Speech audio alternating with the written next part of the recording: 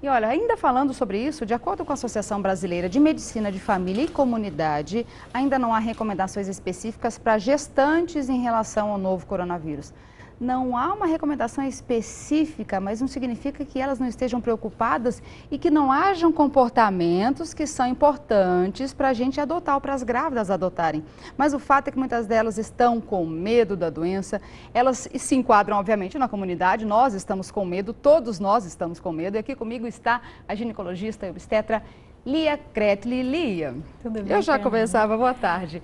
Gente, só para quem está em casa, dar uma ilustradinha, a gente fala, óbvio, idosos, gestantes, cardiopatas, todos nós estamos na mesma sociedade e temos que tomar os cuidados. Mas, obviamente, quem está carregando uma vida aqui dobra a preocupação. Como é que tem sido essa procura por você? Quais são as dúvidas que têm aparecido com relação a isso? Tem surgido muitas dúvidas, principalmente porque é uma doença nova. Então, entre a comunidade médica tem muita dúvida mesmo, né? Ontem mesmo o Ministério da Saúde colocou as gestantes e puérperas 2 semanas depois do parto ou até de aborto como população de risco para complicações. Então isso foi uma coisa que mudou ontem mesmo.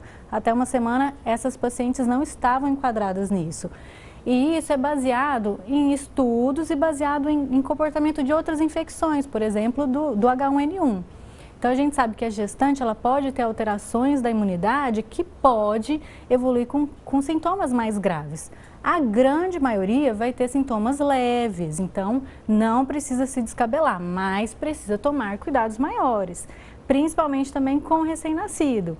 Então, tem muitas mães, muitas gestantes que me mandam dúvida, nossa, minha família está brava, Família porque brava, né? Porque não estou deixando, né, visitar no hospital, não vou deixar visitar o neném, mas isso está sendo sim recomendado para preservar a vida desse neném e preservar a vida da puérpera também, que está numa situação de risco, né? Com relação, por exemplo, as pessoas hoje estão, obviamente, com muito medo e aí aumenta-se o uso de produtos de limpeza. Quanto mais, a gente tem essa ideia que, obviamente, que é falsa, de quanto mais coisas eu jogar, quanto mais água sanitária, quanto mais produtos eu vou estar livre. Você tem que ter uma cautela, um comportamento adequado, assim, para todo mundo nesse sentido. E as mães também ficam nessa situação. Álcool em gel o tempo todo, lava a mão o tempo todo. Nossa, como cuidar desse psicológico aí para dar uma freada? O principal mecanismo mesmo de defesa contra o coronavírus é o isolamento social. Então, a SOGMIG, que é a Associação Mineira de Ginecologistas e Obstetras, eles lançaram uma cartilha no site deles, respondendo dúvidas mais comuns. E nessa cartilha mesmo, eles recomendam que as gestantes, elas sejam, se possível, trabalhem em home office, que sejam desviadas desse contato com o público, porque a gente sabe que a gente tem uma população muito grande de pessoas infectadas sem sintomas, que podem estar transmitindo. Então, o isolamento social, se possível, é a primeira chave mesmo.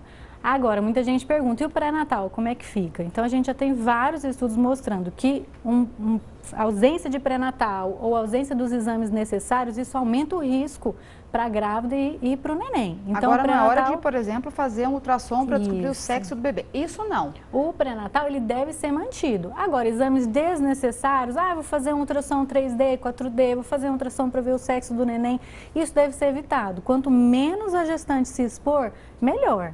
Então, essas coisas desnecessárias podem sim ser reduzidas. E dentro de casa? Às vezes a gestante está lá se reservando, né, ficando em casa, mas o marido tem que sair ou os filhos têm que sair porque trabalham em situações que não podem, né, ficar em casa.